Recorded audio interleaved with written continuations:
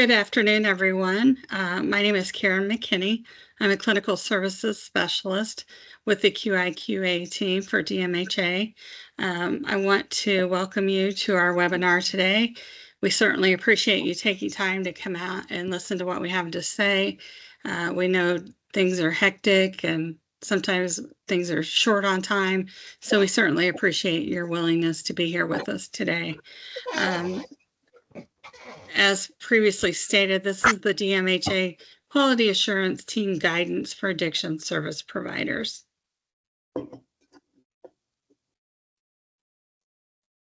Just a few housekeeping rules before we get started. All participants can mute and unmute their lines, so please be sure to mute your line if you're not talking. Also, if you would, please introduce yourself by entering your name, title, and the organization that you're with in the chat feature. And also enter comments or questions as well using the chat feature. Next slide, please. As I said, my name is Karen McKinney. Elaine Trepanier is our outpatient residential QI team lead. She cannot be here today, but I want to go ahead and pass it on to Jennifer. Hi, I am Jennifer Royer. I'm a quality improvement reviewer on the DMHA's clinical team. Hello, my name is Dominique McCall, and I'm also a quality improvement reviewer on the QI team. Good afternoon. My name is Mike Brunk. I'm also a quality improvement reviewer. Good afternoon. My name is Joe Gamboa, and I am the other clinical service specialist with the clinical team. And my name is Larry Long. I'm Director of Disordered and Problem Gambling Services here at DMHA.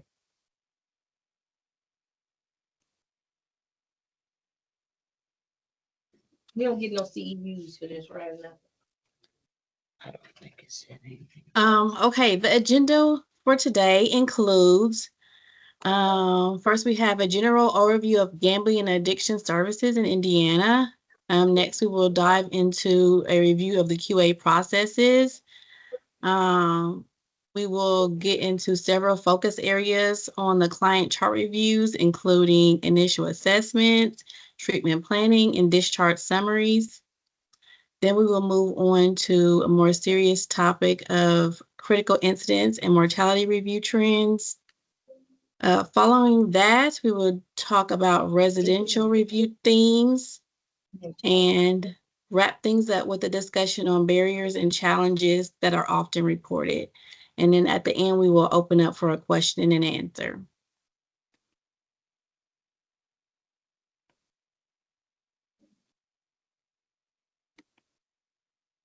This time we'll have Larry Long go ahead and share his presentation on gambling addiction services in Indiana. Okay. See if my screen will share here. There we go.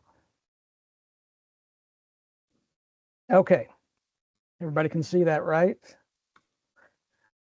Yes. Good deal. Okay. And I want to thank everybody for giving me a few minutes, and I've got a lot of information, but I'll try to get through this as quickly and concisely as I possibly can. I want to give an overview on what basically what is gambling, and also talk about a brief history to see how we got to where we are in the state of Indiana.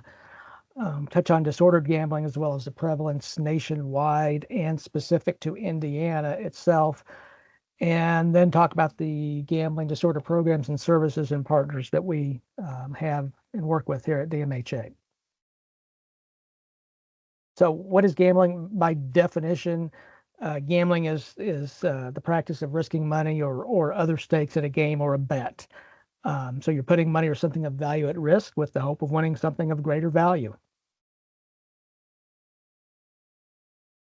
You can literally gamble on, there are so many ways you can gamble. It's just beside the point. It's just lots of ways to gamble. But typically people think of cards, dice, bingo, lotteries, the casino, obviously, racing, sports betting, especially over the past few years here in Indiana, and even stocks and day trading can be considered gambling as well. Why do people gamble? It can be exciting, entertaining. There's a reason why casinos, there's lots of lights and bells and whistles going off to get people, people think that's an exciting thing to do, an exciting way, an entertaining way to spend a day. It can be an escape for some people. Obviously, with gambling, it can certainly affect somebody's economic lifestyle, whether positively or negatively. And also, it can affect their ego. They may think that they can beat the system, whether it's through card counting or things like that. A good example of some of these has to do with the Kentucky Derby just a couple of years ago in 2022. Rich Strike, which won, was an 80-to-1 bet, had 80-to-1 odds. One person placed a $5 trifecta bet and won more than $74,000. So, that obviously would be pretty exciting, and positively affects that individual's economic situation. Looking at how we got to where we are in Indiana, for years and years, all the way back to 1851, our Constitution banned almost all forms of gambling. Almost 140 years later, in the late 80s, Indiana voters approved a constitutional amendment lifting that lottery ban. And then the next year, the Hoosier Lottery was established. And for those of you that are old enough, you can remember how big a deal that was. I mean, it was a huge deal statewide.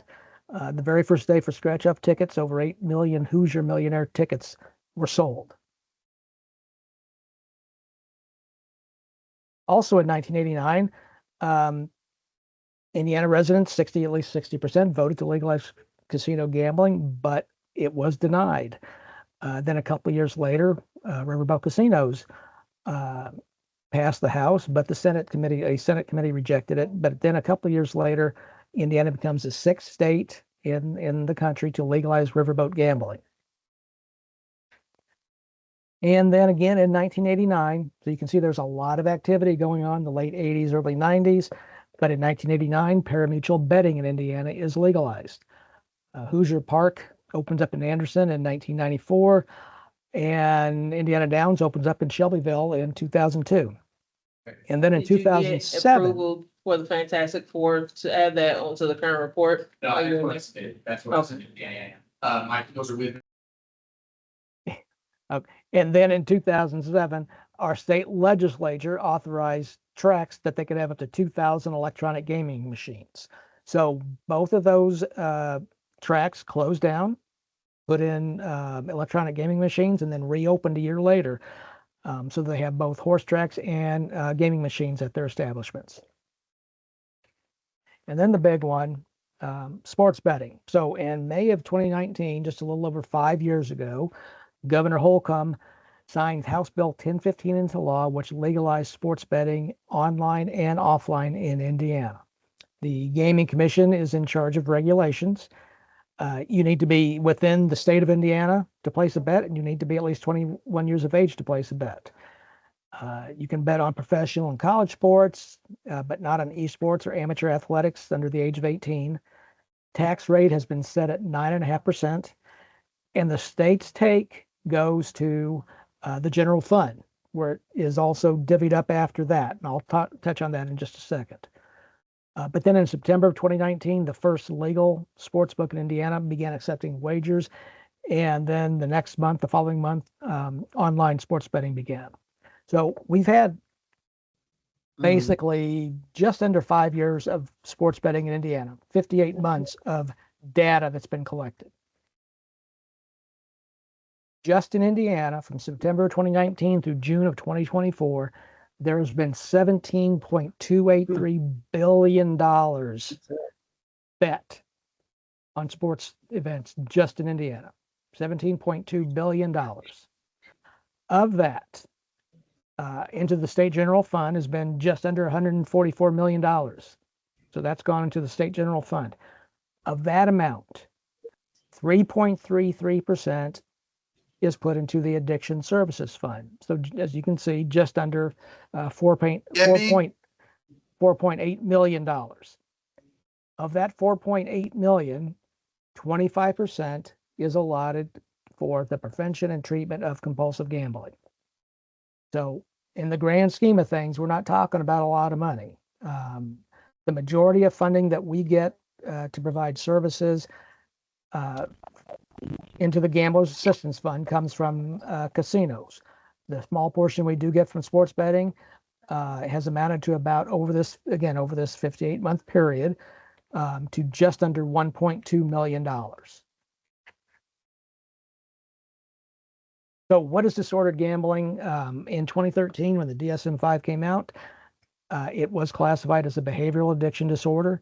Common signs include lying about time spent gambling, lying about money, preoccupied thoughts, unable to stop even with those negative impacts.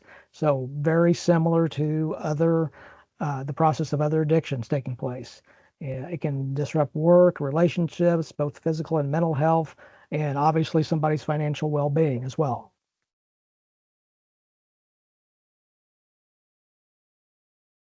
So again, based on the DSM-5, which I just mentioned, a diagnosis for a gambling disorder, an individual would have to exhibit at least 4 of the following items during the previous 12 months. So we're talking about it needs to gamble with increasing amounts of money to get that same excitement, becoming restless or irritable when trying to cut down, making repeated, unsuccessful efforts to control it or stop, having frequent thoughts about gambling when feeling distressed, those types of things.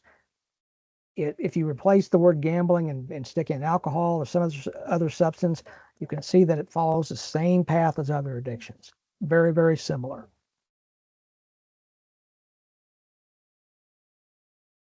So looking nationwide right now, in our country, 48 states have some form of legalized gambling. The only 2 that do not being Utah and Hawaii. However, in Hawaii, social poker games in a private residence are allowed. Nationwide, 85% of adults in the U.S. have gambled at least once in their lives, and 60% having done so within the past year. A concerning figure to us is the one after that. 75% of college students have gambled in the past year, whether that's legally or illegally. And that's something we're going to be working on with the Indiana Collegiate Action Network very soon to start addressing this, because those kinds of decisions that college students make, especially if they're using substances, alcohol, and so forth, not making good decisions, and they can have long-term ramifications. The National Council on Problem Gambling has estimated that up to 9 million American adults suffer from gambling addiction, with men outnumbering women at almost a 2-to-1 ratio. As with other addictions, earlier onset increases risk for issues down the road. And up to 5% of adolescents and young adults who gamble end up developing a gambling disorder. Financially, as I said, one of the things that people try to do is to chase those losses. And it's estimated 90% of people with a gambling addiction withdraw cash advances from credit cards to gamble. And it may make it very easy to do so at casinos, having those available for people to get those cash advances. And 81% of those with a gambling disorder struggle with debt. And the average debt is around $45,000, which is a huge amount to me. Not surprisingly, around 20% of those with a disorder file for bankruptcy due to their debts. And there is a strong connection between gambling disorders and homelessness.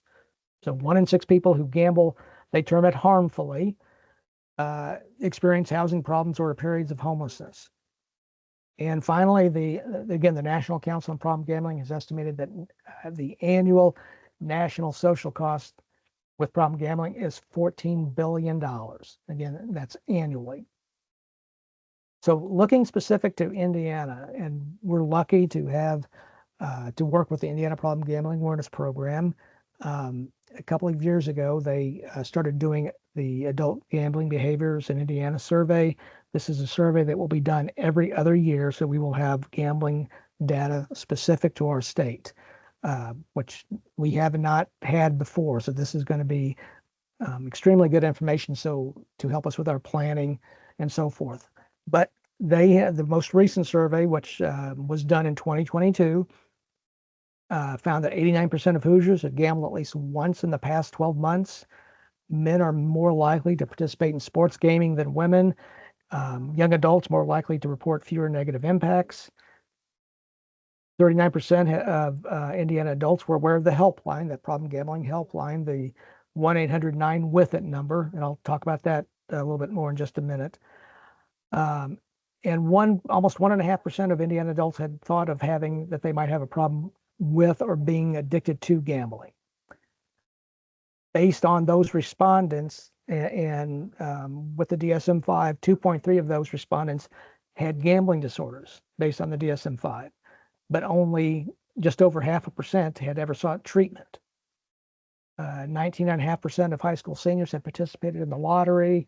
Younger adults, not surprisingly, more likely to participate in online video gaming, and middle-aged respondents likely to participate in multiple gambling activities. So they did also look at health risk behaviors over the past month. I wanted to show comparison. On the left-hand side, you see the response for all respondents that took the survey. And on the right-hand side, the respondents that were identified with a gambling disorder, again, based on the DSM-5. So of all respondents, 72% reported using alcohol. Those with a gambling disorder, 82%. All respondents, 33% use cigarettes. Gambling disorder, 67%. And you can see the comparisons. The biggest difference, obviously, is the last one. 52% of those with a gambling disorder reported misusing prescription or over-the-counter drugs.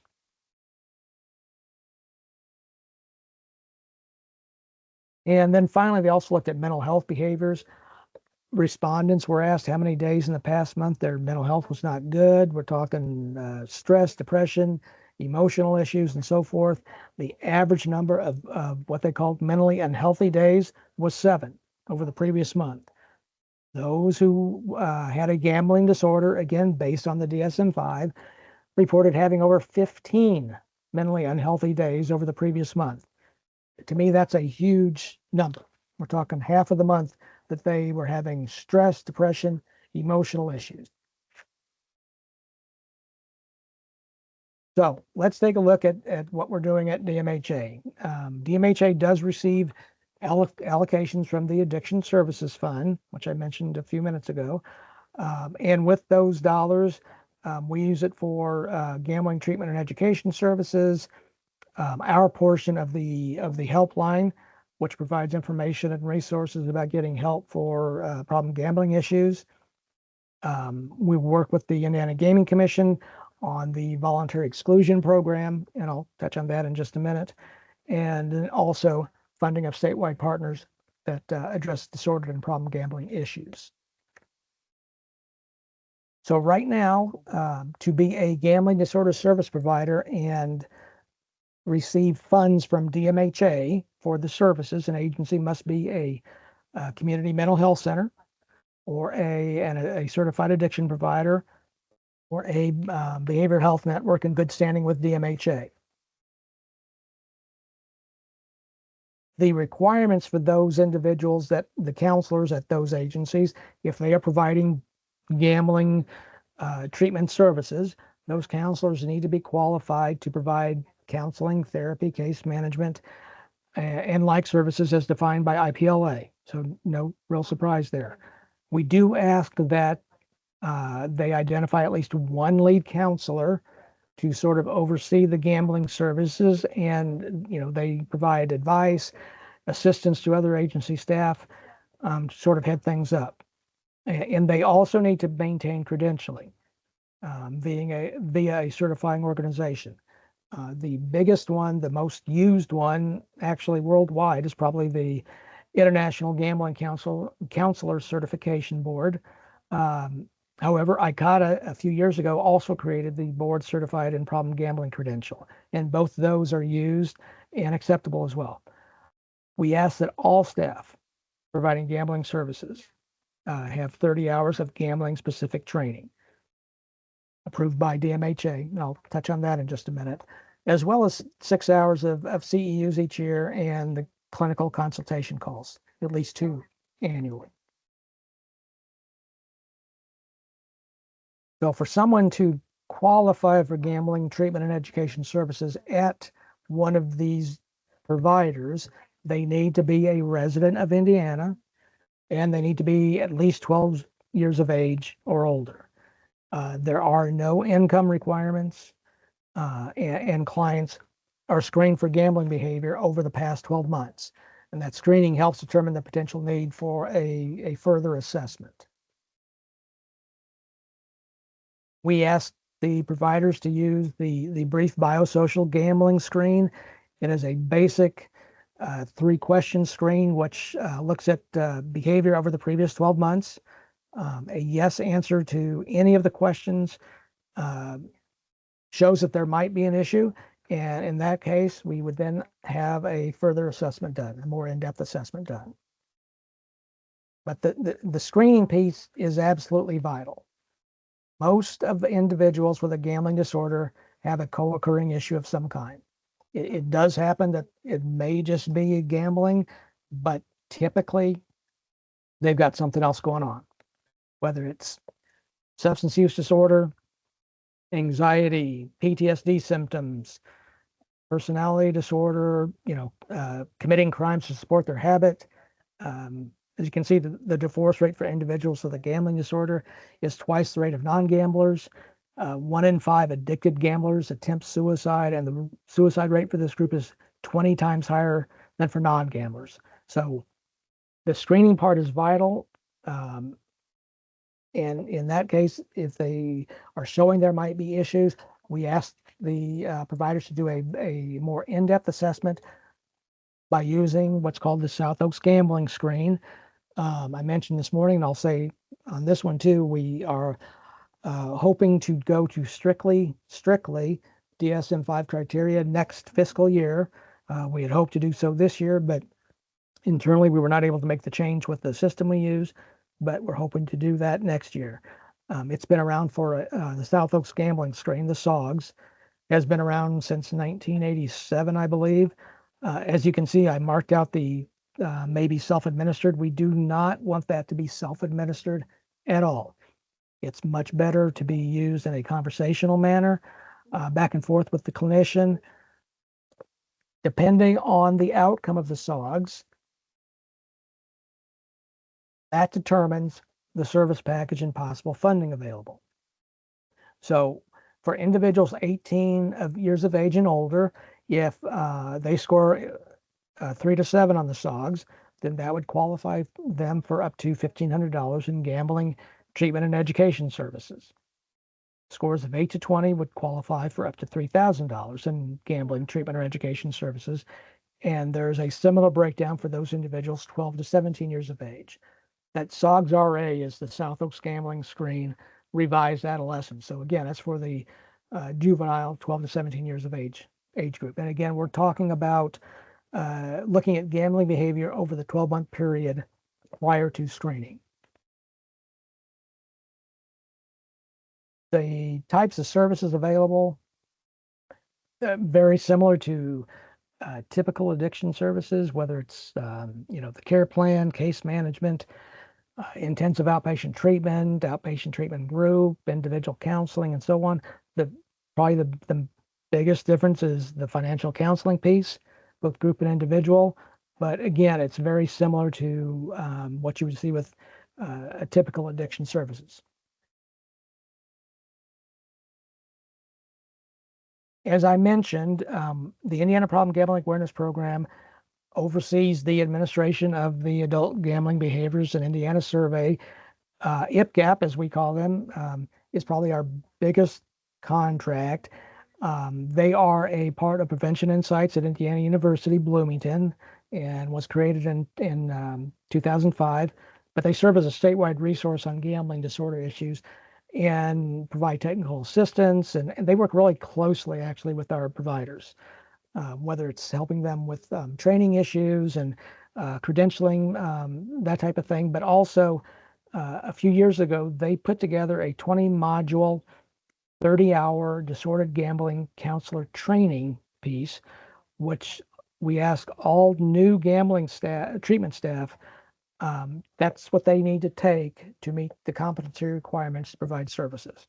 because we wanted to have some kind of consistency across the board, about what people were getting for their training.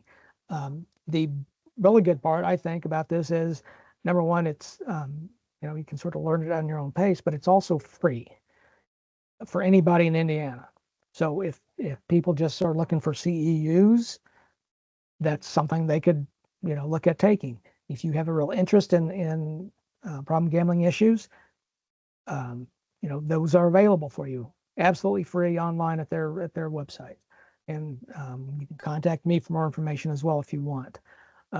So that's a big piece. And also, again, like I mentioned, the adult gambling behaviors in Indiana survey. The first one was conducted in 2020. The data that I showed you just a few minutes ago was from the most recent one that was done in 2022.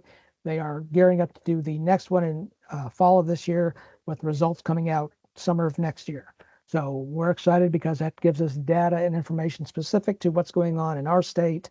And the more we, every other year we're going to have this information, and the more we have, the better, we'll be able to look at what's needed and look at gaps and that type of thing to help us with our planning.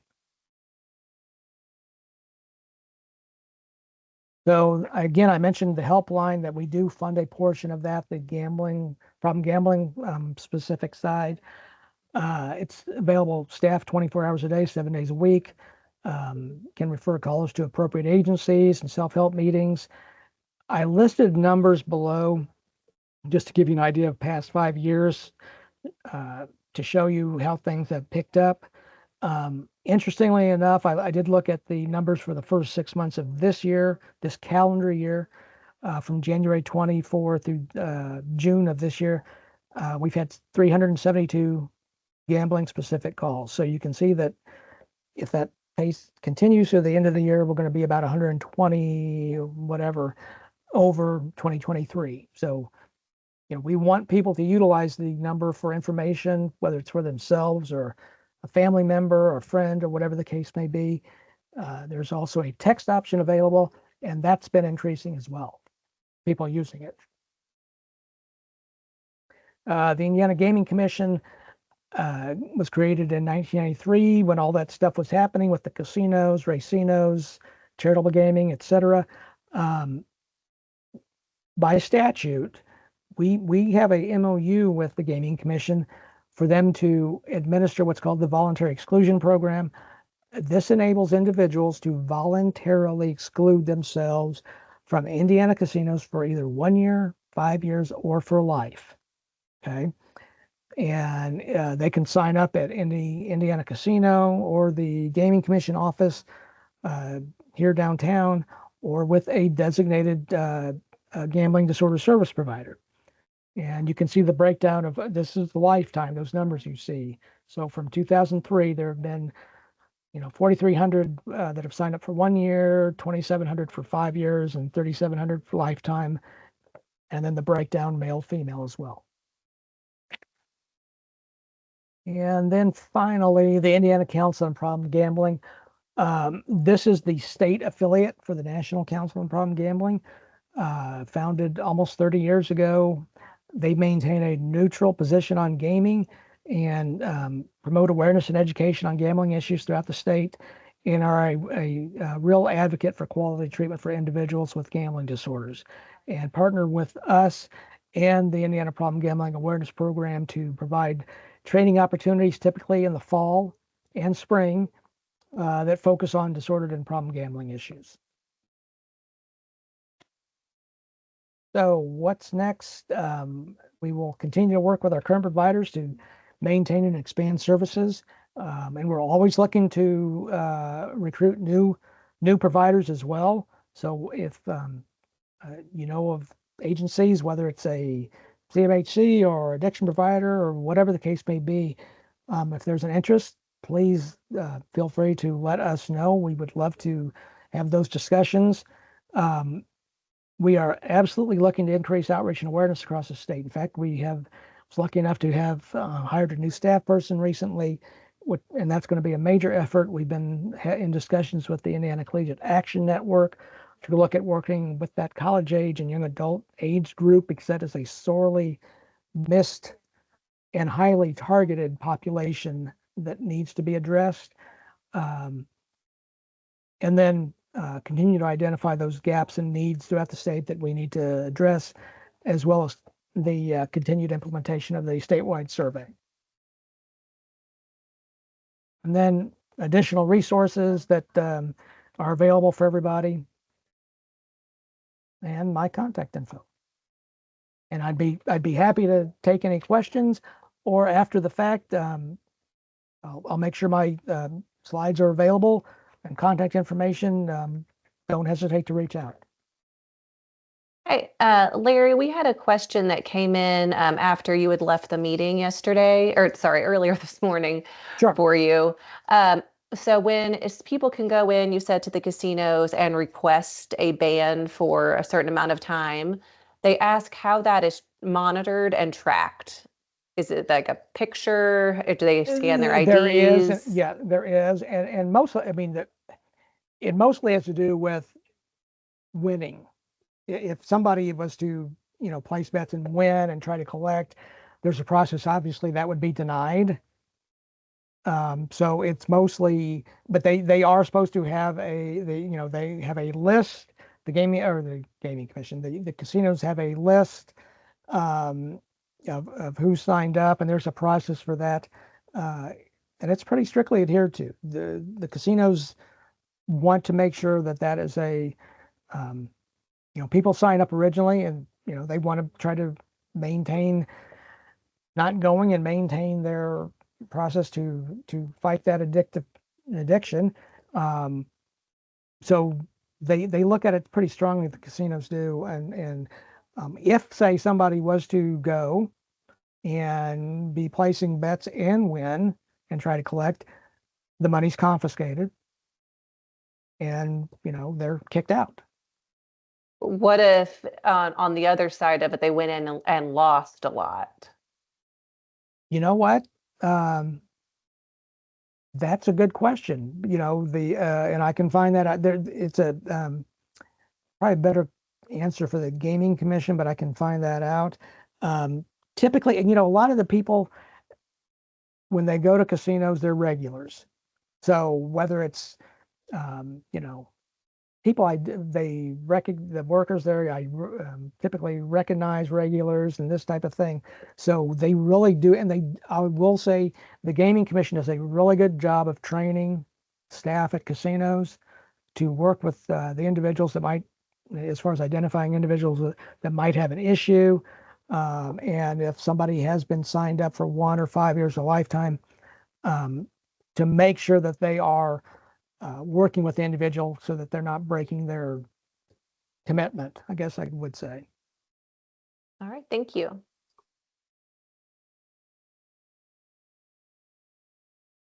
And I'll make sure and send you, I think Elaine might have the info, but I'll make sure I can send my slides to Dominique, and please absolutely feel free to make them available. We will do that. Thank you so much for your time, Larry. You bet. I appreciate the offer. And like I said, I was Jennifer Royer, and I will go into a brief overview of the quality assurance process. Next slide, please. Agencies will be notified via email prior to the review date.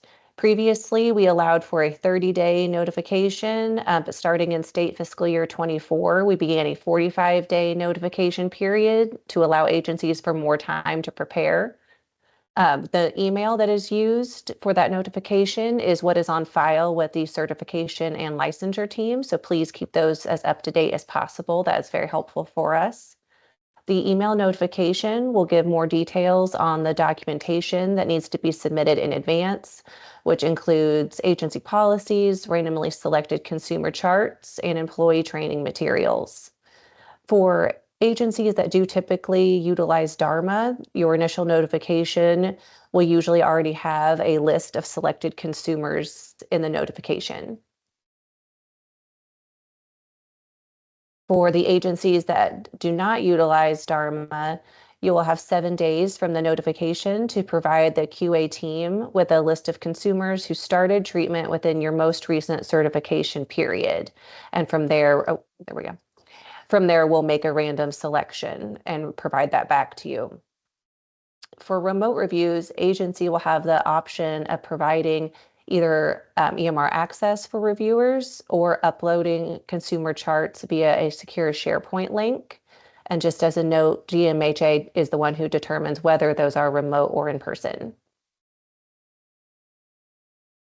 For client chart review, reviewers typically focus on intakes, treatment plans, discharges, and consumer rights documentations.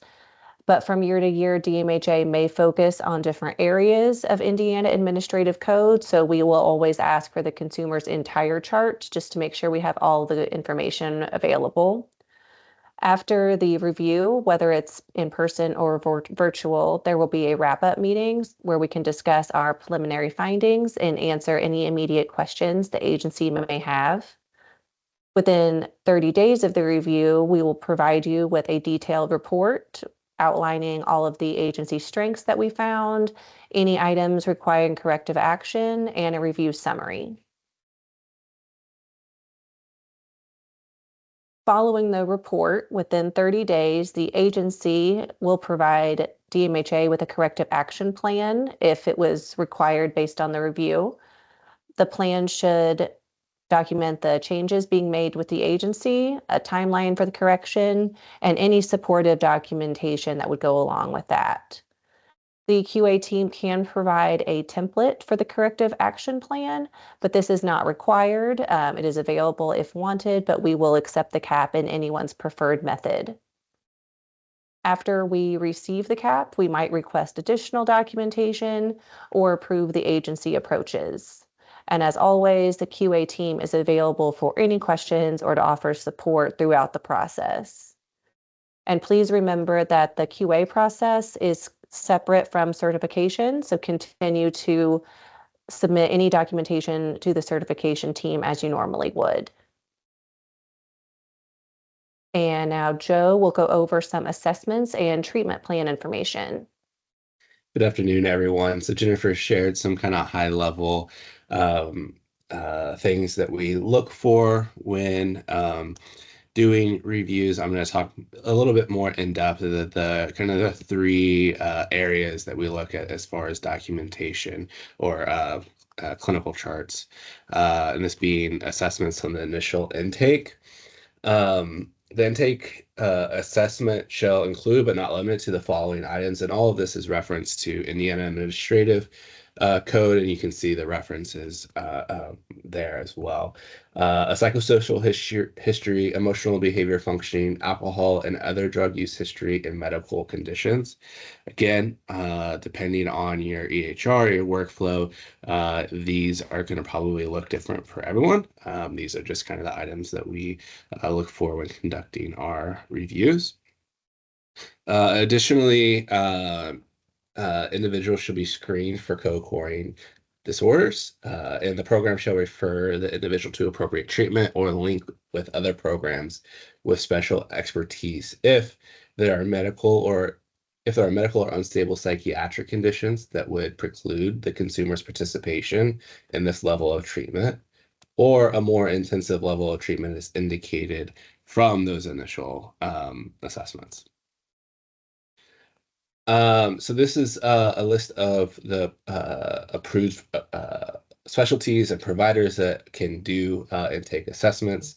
I don't think this is a surprise to anyone. One thing to note is that those that are not fully licensed, like LMFTAs or LMHCAs, are able to still do these. However, they must be under the supervision of a licensed professional that can complete intake assessments. And they are also required to obtain a co-signature from the supervising enrolled licensed practitioner to accompany each claim. So we go from intake and then we go into treatment planning. Again, here are some requirements that Indiana Administrative code has laid out that we look for in our reviews. Treatment plans must be individualized and completed by the third session. This third point, timeliness, depending on setting is reference to, what kind of setting it is. If it's a residential addiction service place, the client may only be there for 30 days. And so then that wouldn't require, or less, and that wouldn't require a review of the treatment plan. Again, with goals, goals must be obtainable and measurable. And therapeutic activities and their frequency, we also look for those on the treatment plan as well. More things we look for in treatment plans is external referrals outside of the program when necessary, identification of who is responsible for working on each identified goal, involvement of appropriate support groups, signature from the consumer. For telehealth, verbal approval must be documented in this progress note. Mostly for signature, the standard would be to have the signature, but we are really looking for evidence that suggests that the treatment plan was conducted and done with the consumer. And then for IOP requirements, the length of sessions and the duration is required as well. Again, goal writing is an important part of treatment plans. And we often see where the goals aren't individualized or measurable. And so, again, goals should be measurable, individualized, and attainable. So that's what we look for in goals on the treatment plan. And then the last part, as far as the client's chart that we tend to look at for clinical information, is the discharge summaries. And Indiana Administrative Codes requires a overall summary and a final evaluation, progress on each treatment plan goal, recommendations for aftercare, and evidence that it was attempted to be reviewed with the consumer, whether that is done in person, whether there is this discharge summary sent to the client and kind of documented in a separate note. We want to see evidence that it has been reviewed by the consumer. And then the discharge is completed within 30 days. Sorry, discharge summary is completed within 30 days of the discharge. One of the, in say fiscal year 24, one of the biggest items we saw missing was the progress on each treatment plan goal. We want to see what progress did the consumer make on their treatment. And I will be passing over to, I believe, Karen, who will talk more about critical incident review and mortality. Yeah, thank you, Joe. Next slide, please.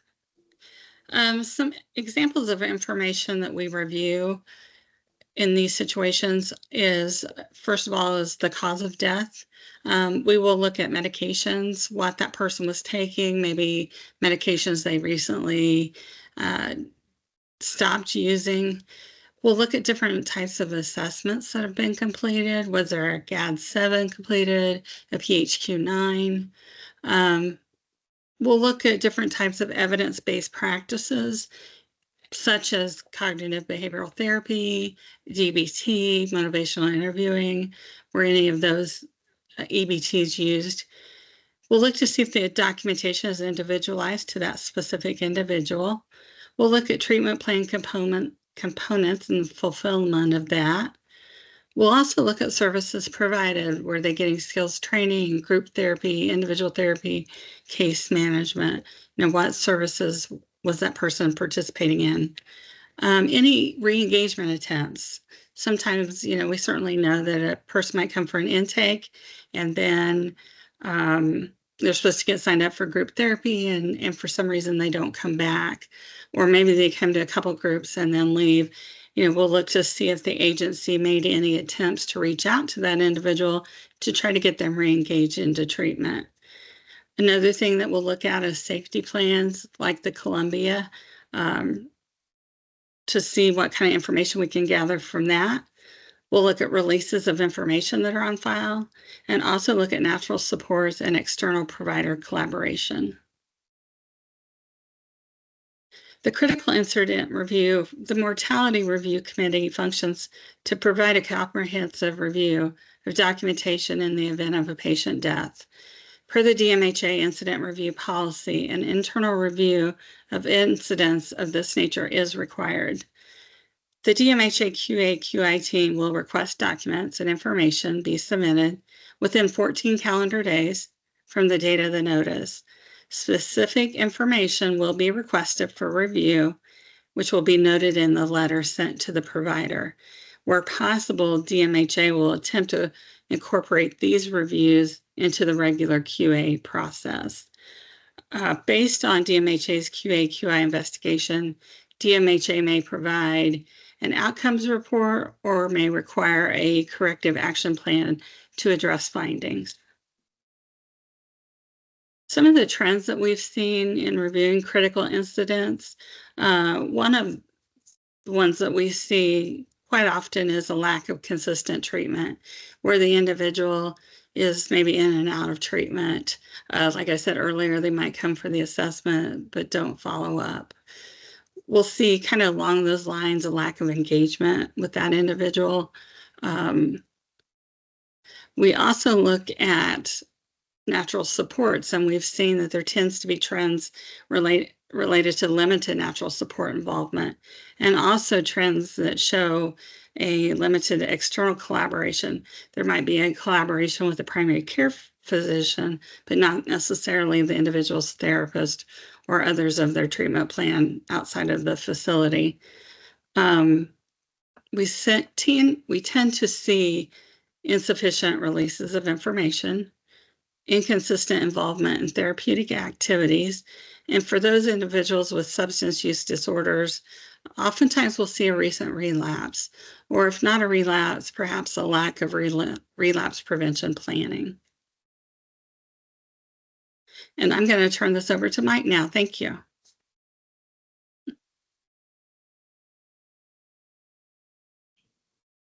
Good afternoon. To kind of go along with the information that Karen presented, it was thought that it might be helpful to have some numbers to look at. So we sort of partnered with the data analysis unit, and they were kind enough to provide some numbers for various areas that are reported on. So we have fiscal year 22, 23, and then the cutoff in preparation for today was early May, so that's about 10 months of this fiscal year.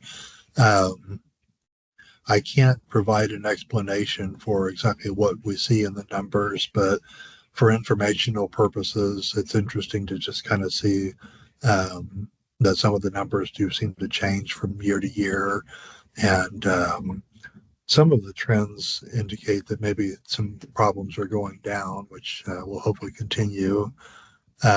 Unfortunately, not all of them are, as you can see with abuse, which this typically refers to peer-to-peer issues, or I'm sorry, not peer-to-peer, but rather staff to patient or resident issues.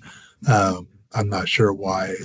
It would be conjecture on my part to try to explain why it's so much higher in fiscal year 24, but it jumps substantially.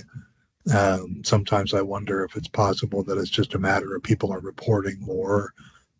We continue to try to get the information out about reporting what needs to be reported and in timely manners.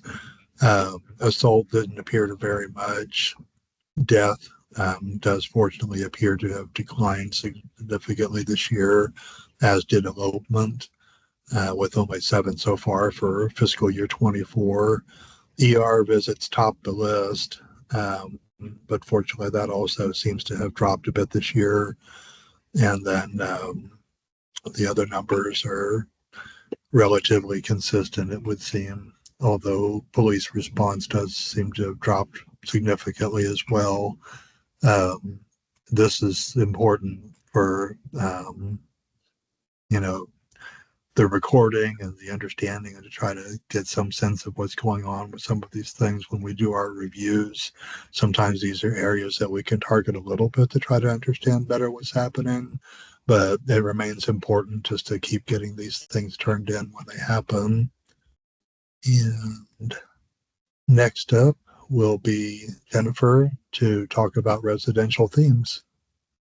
Thank you, Mike. So some of the agencies may know that starting in state fiscal year 24, we began reviewing residential settings, which was not typical for the QA team. So we wanted to just go over our major themes that we found from those and hopefully get everybody on the same page. One major thing that we found that was that physical requirements were not always adhered to. IAC 7.5-2-12 requires that there is one toilet for every 4 residents and one tub or shower for every 6. Something to note is that if a bathroom is being designated for staff only, we are not allowed to count that in that overall ratio of bathrooms to residents. Similar along with the medication trainings, IAC requires that all staff are required in the medications that are being used by the residents, the purposes of those medications, and major side effects, along with recognition that medications are possibly not being taken, are being misused, or being ineffective. And Dominique will take it over from here. Yes. A part of the trends that we found, along with what Jennifer already discussed, were around resident finances. So during this review year, we found that residents were not always allowed to have their money in their possession. Indiana Administrative Code specifies that the residents are permitted to have their own money in their possession unless the resident has a representative payee or a guardian or financial purposes, or the resident requests assistance in writing from the residential staff.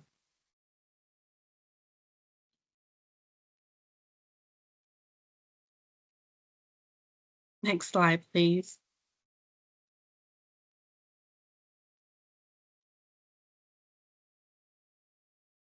So in one backwards, please. Yes. So in policy, residents cannot legally be deprived of possession of their own money, and providers cannot have a policy that states so. So DMHA just recommends that each agency develop and implement written policies and procedures to protect the financial interests of the resident and adhere to the Patient's Rights Statute. So we just ask that you take a look at your current policies and ensure that you are meeting those administrative codes and requirements. The topic of tuberculosis, we would just like to review this area because it's an area that has had some missing items in our review. So each resident must have a health assessment, a physical exam upon admission to a residential setting. And that range for the documentation does extend to either 6 months prior or within 3 months of admission, but it should include a screening for significant past or present infectious diseases, a screening for signs and symptoms for tuberculosis. So the resident's medical record should include the health assessment or the physical exam. The TB testing, we accept the skin test or the blood test. It must be completed within 3 months prior to admission or upon admission unless there is a documentation of previous positive testing. As I said, the testing can be done by the skin test, TST, or the blood test, IGRA. The TST test should be read within 48 to 72 hours, and the IGRA test is sent to a lab and is usually available within 24 to 48 hours. The test results should be documented in the patient's record with a copy of the TST or IGRA results. A positive test should be followed by a clinical evaluation for TB that includes a chest X-ray. The results of that evaluation should be acquired by the facility and be in the patient's record. Any asymptomatic resident with a new positive TST or IGRA must have a medical evaluation and a chest X-ray within 1 week. When documenting a TB, in the test results, we want the test results not to just say positive or negative or just say it wasn't needed. We need all details, including the millimeters of induration, or the absence of induration should be recorded as 0 mm. We need the document to have the date and time the test was given and the date and time the test was read and by whom the test was administered and read. And all that should be included in the medical records. So the assessment, the test results, the chest X-ray, and a statement of a positive result, or that the resident shows no evidence of TB in an infectious stage as verified upon admission. A special, those who are in the Stat Block grant contract, you have some special requirements. So you are required to make tuberculosis services available to everyone receiving treatment, or if they are denied admission to treatment services because of the contractor's lack of capacity to admit the individual, you are to refer the individual to another provider of tuberculosis services.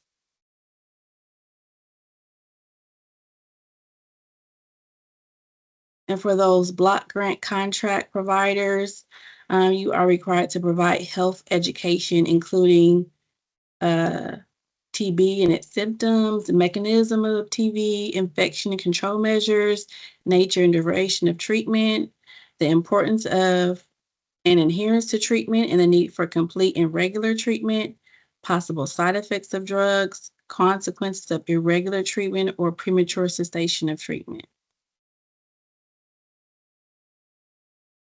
So now I will pass it on to Mike to discuss barriers and challenges. So at a lot of our reviews this year at the various settings, one of the things that we wanted to try to do was gather some information about the barriers and challenges that agencies are dealing with. And some of this pertains to the phase when the clients are discharging out or maybe stepping down to a lower service level. So we collected that information from a lot of places, and the 3 top issues that came up, and this may not be surprising to a lot of folks, but insufficient services and resources, limited housing, and staffing issues were the top 3. Next screen, please. With the service and resources, some of the issues were particularly noticeable in areas that are more rural and have farther spaces between areas that provide services, the so-called service deserts. That can be a problem. And then for some who have limited resources, the transportation poses another issue with that. It can lead people sometimes to feel frustrated and just unable to participate as much as they might want to. And so that can unfortunately lead people to withdraw. And so it definitely is an adverse impact on what patients and people can achieve coming out of the various programs and levels of care. In some of the more populous areas, it's just a matter of being overwhelmed sometimes by the level of need that's there. Whatever the problem is, wherever the problem is, it can be overwhelming to the facilities that are trying to help and to the staff that's trying to provide the services. and burnout can be a very real problem. Next slide, please. Housing. Anybody, I think, who's thought about renting or trying to buy a home in recent years, the cost of living's went up dramatically, and it's very difficult for people to find places.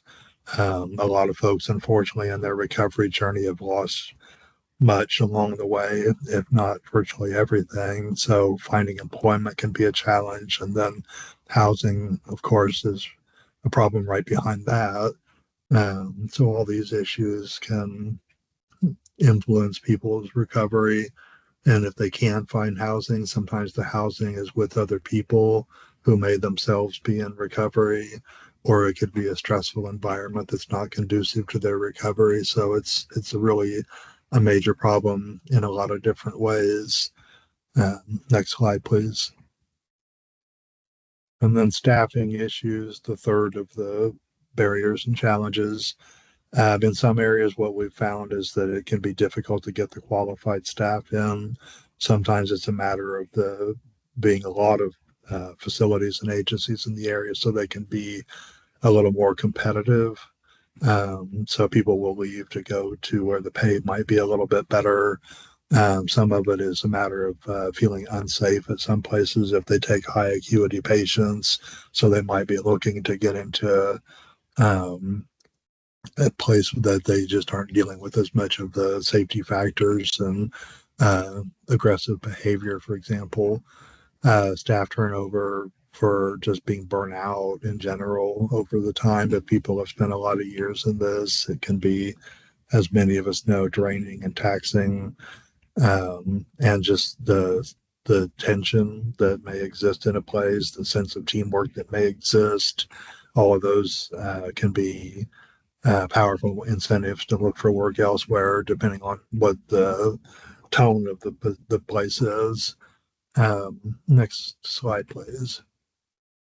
Some of the other issues that didn't crack the top three, but were still notable and were cited more than once, included a desire for some places to add services or to expand what they have, but not really having the funds to be able to do it. Insurance issues for being able to provide the best package of services that someone might need, or the length of it. Transportation was cited again, even for outpatient care. Consumer engagement is an ongoing issue sometimes. That lack of knowledge regarding on how to expand the services was also cited. So for that part, people are always welcome to reach out to the certification and licensure team to get clarification on what's required for all that.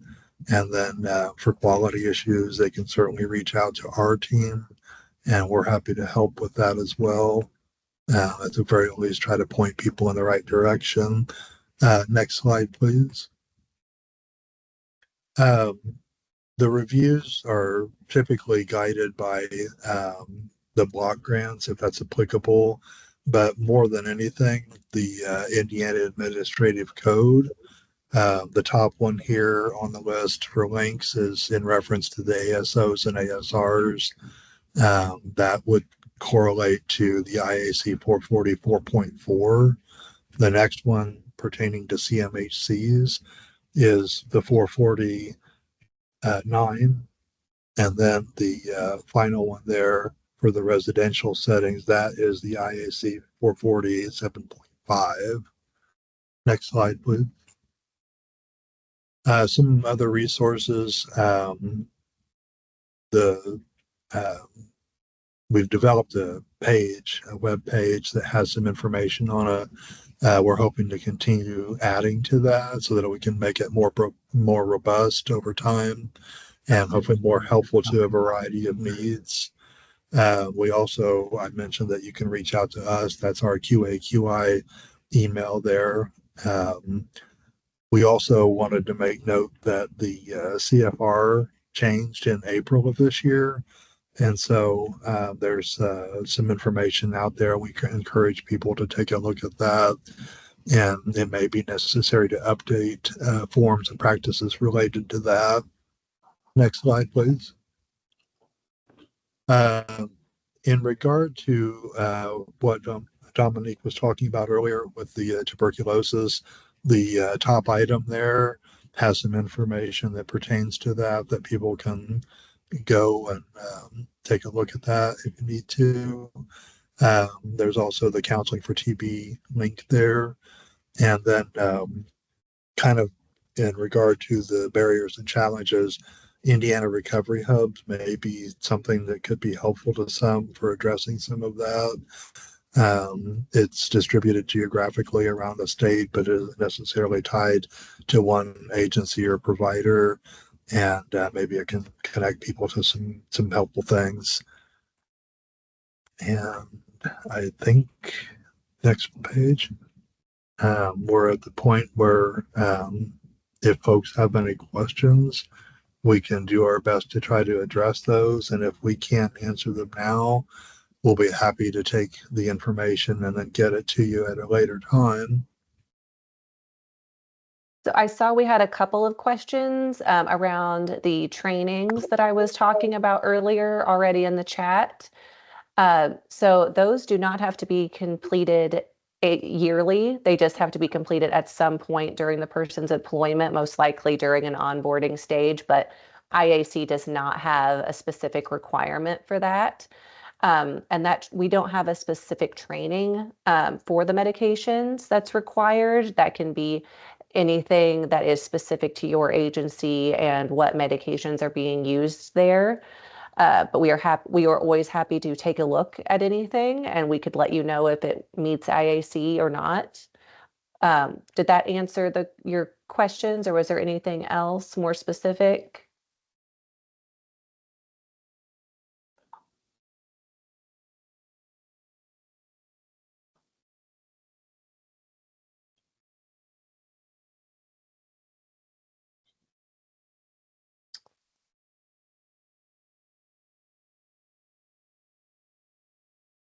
I see the question.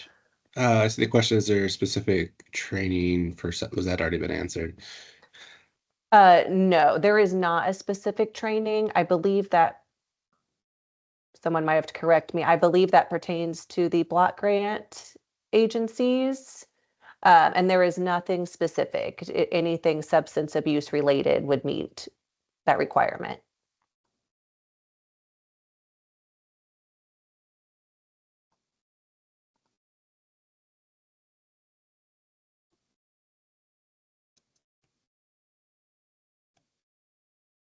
What other questions can we help with?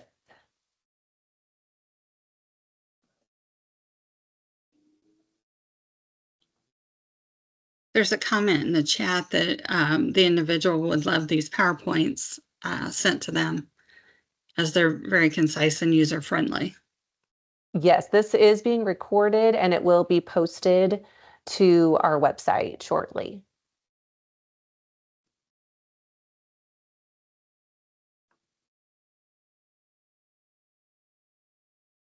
All right, we have a thank you, great. So I think we have answered the questions in the chat. If there's nothing else, we can give you back a part of your day. We appreciate everyone joining us. And if you think of any questions after we part ways, please feel free to email us.